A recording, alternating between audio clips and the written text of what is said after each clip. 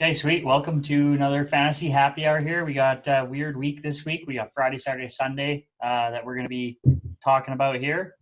Friday night, we got what's our game here, Tarin? I think mine's Vikings and Saints.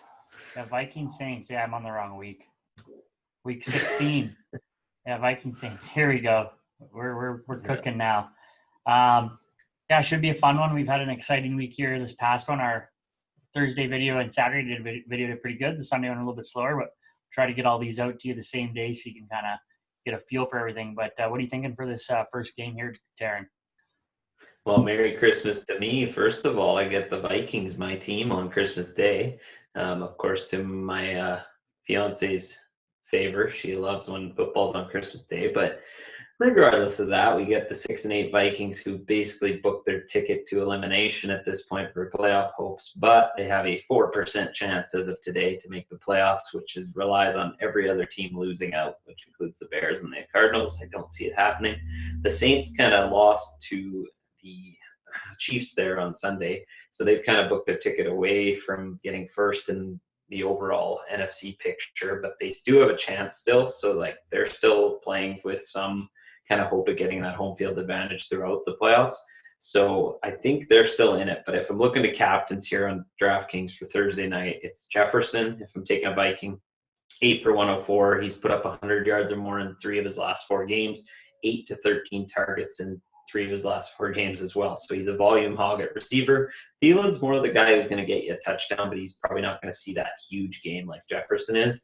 Hope Jefferson gets in the end zone. That'll book your spot at captain for the if you're taking the Minnesota side. If you're going to the Saints side, Drew Brees didn't look great in his return. So I'd go back to Kamara. Kamara came back. He put up 18.4. Wasn't his best game, but I mean, he was getting the usage back. He got 6 targets compared to his minimal target share when Taysom was in. And I expect him to get more work. And Minnesota's defense got gashed by David Montgomery last week. So I mean, Kamara's in a great spot. If you want to flex somebody, of course you can play Dalvin Cook. My worry here with Dalvin Cook is that they're going to slow him down a bit, if knowing that they're kind of praying to make the playoffs at this point. I mean, because it's a Friday game before the week even starts, they do have a chance, and they're going into the week with a chance. So they're probably going to run Dalvin his usual workload, but 24 more carries just doesn't seem like a good idea, knowing that you're about to be possibly eliminated. So I kind of go in between on this, but Dalvin's always a great play. I think both QBs are in play. These are 2 QBs who are reliably around 15 to 20 DK points. So they're 2 guys that are good for lineups, especially in Showdown. That's what you're looking for, 15 or more points.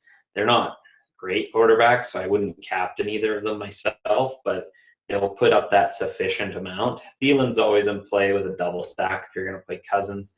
The New Orleans Saints run D is very good, so that's another reason not to take Cook in this spot and take the Minnesota passing game. I kind of like the double stack with Cousins, going Thielen, Jefferson, Cousins.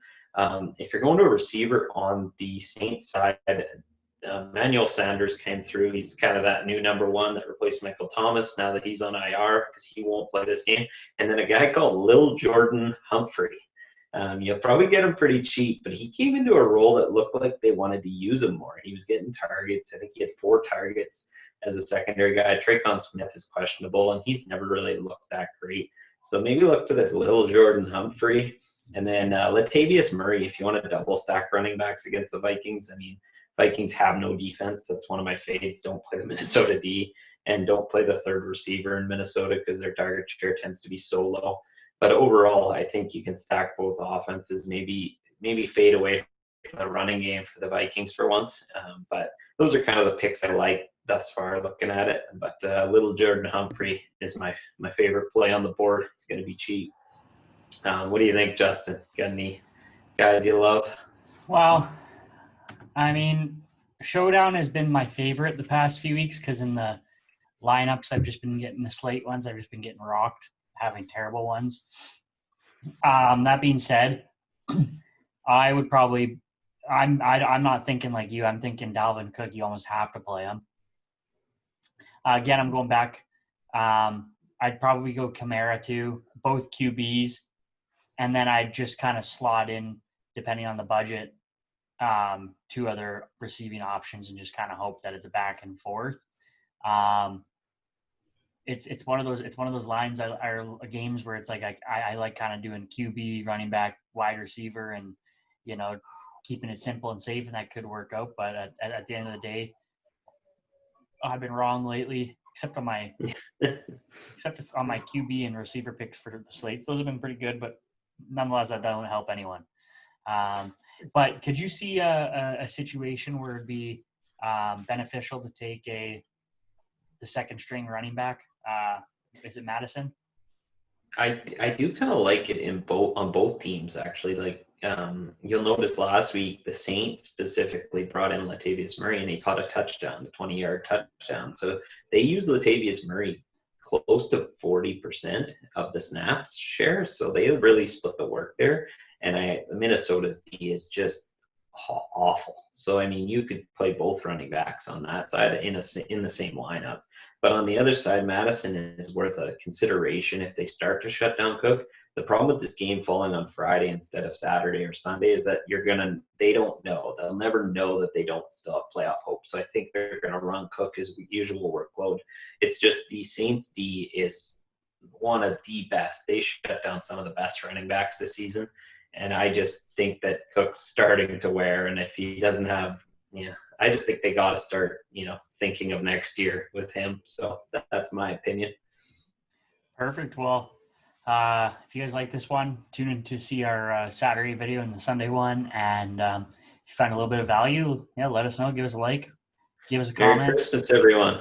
Yeah, happy holidays. We'll hopefully have a good one. And we'll see you in the new year, I guess. Or no, probably not, actually. It'll probably be there'll be a game on New Year's, I think.